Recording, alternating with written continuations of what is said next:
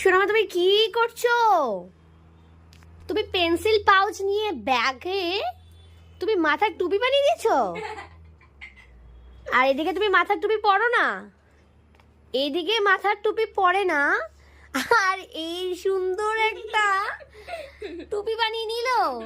অসাধারণ অসাধারণ, বাহ বাহ, এই আইডিয়াটা তো খুবই সুন্দর। পেন্সিল বক্স দিয়ে মাথায় সুন্দর টুপি। এই চাবু জাল, এই রাধিকা দিদি তো দুষ্টুমি কেন করিস রে? আবার পেন্সিল মুখে দেয়।